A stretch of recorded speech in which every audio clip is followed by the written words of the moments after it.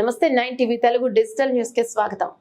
10 ఏళ్ల నుండి పరిపాలిస్తున్న బీజేపీ ప్రభుత్వం బీసీలకు మోసం చేసిందని బీసీ సంక్షేమ సంఘం జాతీయ ఉపాధ్యక్షులు గుజ్జ సత్యం ధ్వజమెత్తారు.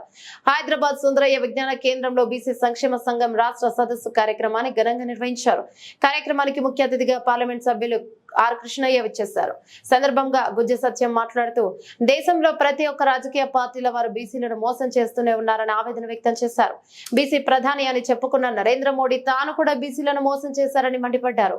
10 ఏళ్ల నుండి బీజేపీ ప్రభుత్వం చేయనిది ఇప్పుడు ఏం చేసిందని ప్రశ్నించారు.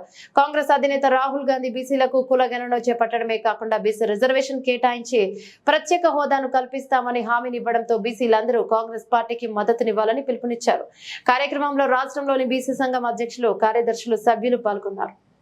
భారతదేశంలో అన్ని రాజకీయ పార్టీలు కూడా బీసీలకు మోసం చేస్తూనే ఉన్నాయి.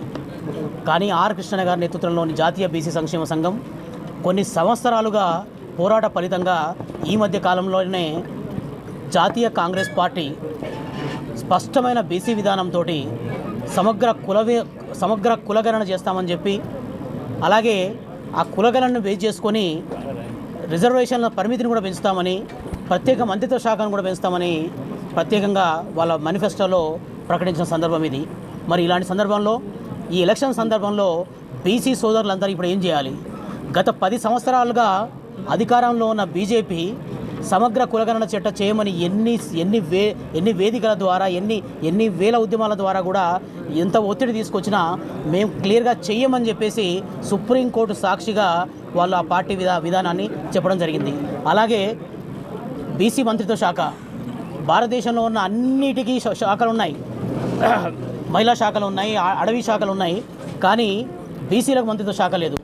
అలాగే ఈ మధ్య కాలంలో వచ్చిన మహిళా బిల్లులో మహిళలకు ప్రత్యేక ఉపకోట, అలాగే క్రిమిలేయర్ రద్దు, తర్వాత బీసీ ఉద్యోగులకు ఉద్యోగాలలో రిజర్వేషన్లు, ప్రమోషన్లలో రిజర్వేషన్లు, మరి ఇవన్నీ అంశాలలో 10 సంవత్సరాలుగా బీజేపీ పార్టీ కంటిన్యూగా బీసీలను మోసం చేస్తూనే ఉంది.